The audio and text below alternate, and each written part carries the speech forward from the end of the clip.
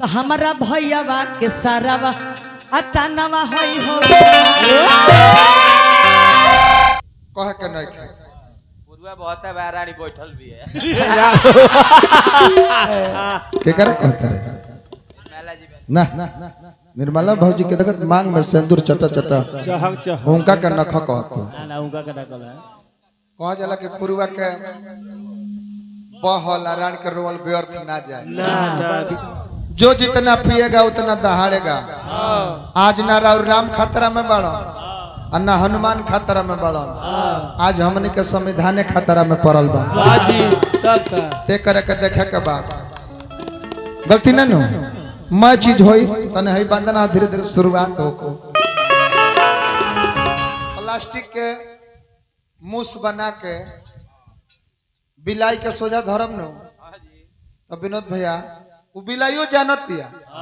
कि प्लास्टिक के मुंह से होकर के खाए ना जाए नहीं नकली है नकली हो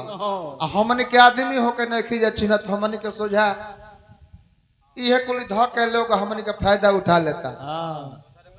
यही से कहने कि ना राम खतरे में है ना हनुमान खतरे में है आज हमारा संविधान खतरे में ते करे के बचा के हमनी के हर एक काम में देवता देवी के काम बा बाकी ना लड़का ना होखे तब देवता देवी के काम बा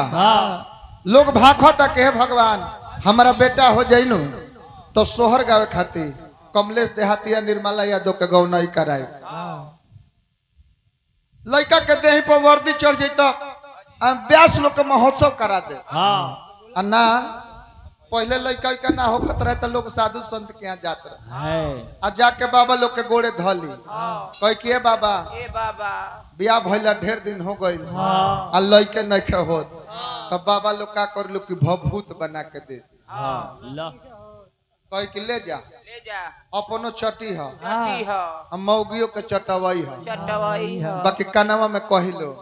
कि खाली भभूतिए पर विश्वास मत करी हो तनी बेर बगर अपन हाथों गोड़ चलाई माने तिरकट चाटी लगे है तिरिक तिरिक गलती ना नो आज कुछ हमनी के बदलाव कर दले बनी जा जैसे खान पान पहनावा ओढ़ावा गीतों संगीत में राजनीति में बदलाव हो गई न तो पहले चाचा लोग कहू बैठल बनी चाचा धोती में खोच लाग जात रहे तो हितई न तई छोड़ी चटी चौराहा पर जाए में लोग लजात रहे कि लोग देखी तो कही कि ककवा फाटल धोती पहन के घूमता बुझा तक एकर लइकवा नहीं ख सम्मान सही बात बा हो सकेला आए बार फटल के विनोद भैया बड़ाई हो गई ए बार हमारा पीढ़ी के नौजवान भाई लोग जींस पहनता किसी सब ना हमार बिंजू बाबा पहनले बड़े बीजी बाबा आज ऐसा ऐसा चीज चल बाकी ओकरा के देखला पर ऐसा ओकर स्थिति बुझाता कि 4-5 गो सनका कुकुर मिल के ओकरा के नोच चोथ देले बा हां जी औ जगह फाटा बा ओकर दाम बा 2 जगह फाटा बा त 2000 दाम बा 4 जगह फाटा बा त 4000 दाम बा आ पहले फटल का पहला पर चाचा शिकायत होत रहे है रेडीमेड पतल रहे ना परोज पड़े तो बड़ी श्रद्धा रहे केरा के पतई रहे ना तो पुरैन के पात आ ना तो महुआ के पतई के पतल बिनात रहे हम अपना सोझा के बात बताओ तनी सिकिया हुर के बिना स्कूल में से चाट के व्यवस्था होखे खरहर से दुआर बहराव पानी छिड़काव आ तब श्रद्धा से लोग कहे कि चली भोजन कर ली तब वो लोग ई कह के रुक जाते रहे कि का 5 आदमी खाई जा तनी और लोग क्या लेबे दी तो लमहर पात एक बेर बैठी आ 5-10 भाई निमन से खाई जा एबार उतना इंतजार बा एबार तो गोले गोमेज लगा दिहल जाता 5 भाई खाता रे 5 जना देहिए पर चढ़ रहता संगतिया ना हवा उठिया त कुर्सिया हमरे के दी तब ले ताको उनका जुट काट झरैला से मतलब नहीं खे उ चाहत रहे कि कब हम खा के जाई घर लाज तो तब लगता धनंजय भैया कब जी मेहरारू के फोन आइल बा अच्छा बतियाली तब ले हमर बात सुननी सुनी लाज तब लगता केहू के यहाँ जाके 500 रुपया न्योता लिखा देता नहीं जा हाथों में पतालवा लेके आये विनोद भैया लाइन लगा के खाए के पड़ता न तब बुझाता कि 6 बजे भोरा ही हम सिवान स्टेशन पर भीख मांगे खड़ा हो आये करे के बफर सिस्टम कहल जाता भाई क्या करो ऐसा समय हो गई जहाँ न पहुंचे रवि वहां पहुंचे कवि बाकी कौना बात पर हम कहनिया ये हमारा नहीं खा बुझा कोनो बिरहा गायिका है गायक होन गौले बड़न गल बड़ी अपना नैहर अपना सास ससुर मर्द के शिकायत केकरा से करत रही केकरा से अपना सखी ले कैसे करत बा कहत रही का कहतरी सास मर्द तनवा होई सास मर्द तनवा होई अरे ननदिया मार तनवा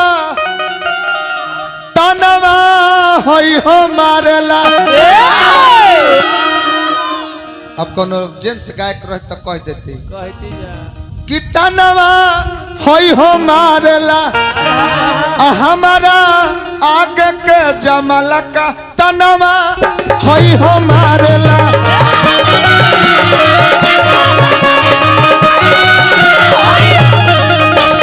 हमारा आगे के जमला का तनवा होई हो मारला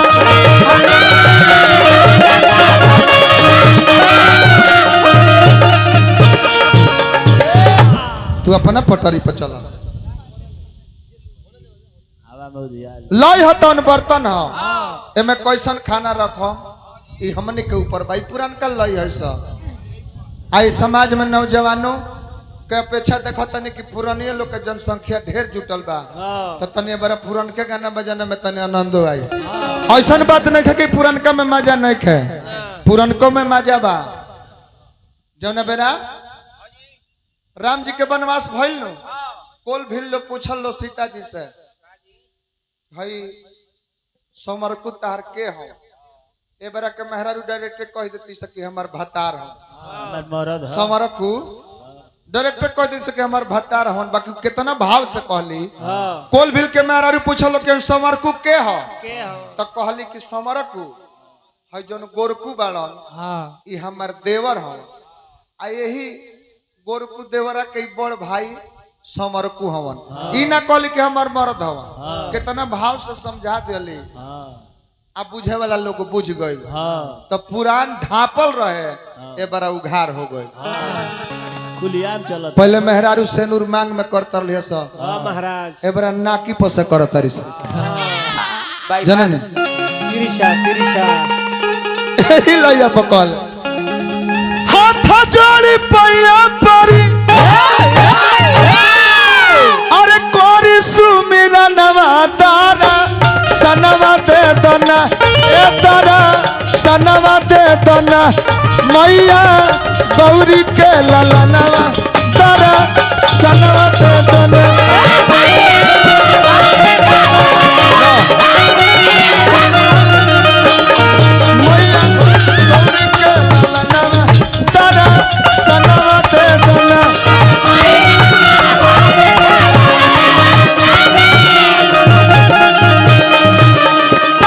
माथावा मुड़ाला है गुरुजी चेला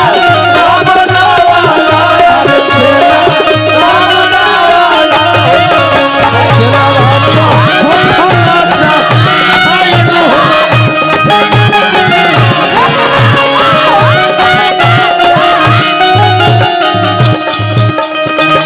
माथावा मुड़ाला है गुरुजी चेला रावणा वाला हर चेला रावणा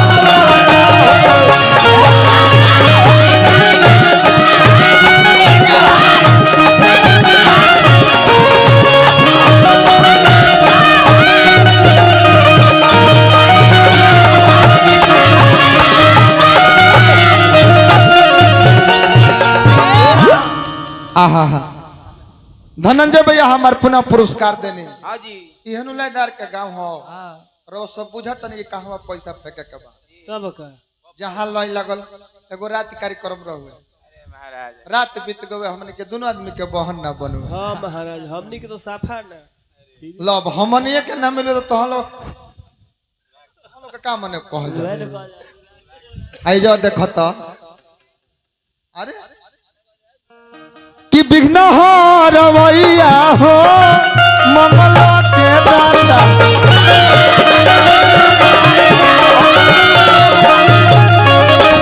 विघ्न हो रवैया हो मंगल के दाता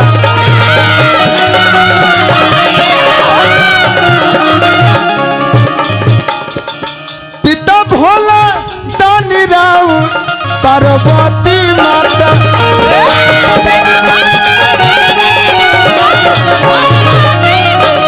पिता भोला दानी राउ पार्वती माता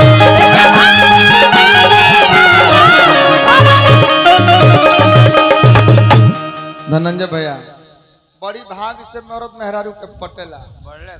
भाग से न तेबरा देख ली एगो मेहरारू केहू के संभार में नहीं कहे प्रमाण खोजो एगो मेहरारू केहू के संभार में नहीं कहे मरद हूँ जाके छोड़ दे तरह से कि जो तोरा जहाँ मन करे तहाँ ते जो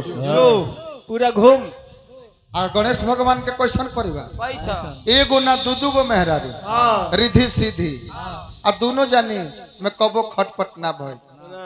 दुगोला के माने का है कि दूगो ब्यास बने तो खड़ा होके दूगो बात उरे बोल दो दुगोला हो गई ना कटाच में भी मधुरता होके के चाहिए जितना मजाक करे वाला के निक लागे उतना मजाक सुनहु वाला के निक लागे के चाहिए ई ना कि करे वाला के खूब मजा आवत होके आ करवा वाला के दुखात हो अरे फाट तो ओइसन मजाक ठीक ना लगी का जी भविश्री जी गलती कि विघ्न हो रवैया हो मंगल के दाता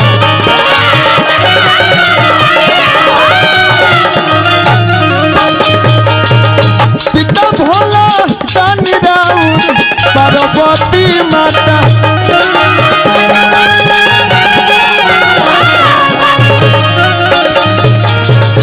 पिता भोला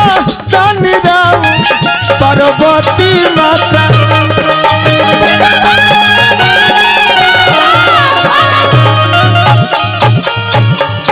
यह गणेश बाबा है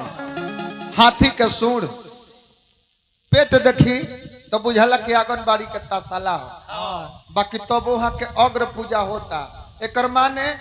कि हमार भारत कर्म प्रधान देश है कर्म निमन करते जब पूजा राउर होखे लगे चित्र ना चरित्र निमन होके के चाहिए तबे नु हमनी के धरती पर गौ माता कह के पूजा ला लो सरजू गंगा नदी हलो माई कह के पूजा ला लो तुलसी पौधा है या माई कह के पूजा ली तो हमनिए के देश में राम आ सकतरन कृष्ण आ सकतरन तड़को आ सकतरी आहा हमारे रविदास बाबा के कहल हो कि मन चंगा तो कठौती में गंगा कहल है न तो मन निमन होके के चाहिए बाबा हरिला बोलैया के अरे रिधि सीधी का सजनवा सुमी रनवा करिले ए सुमी रनवा करिले मैया गौरी के ललनवा सुमी रनवा करिले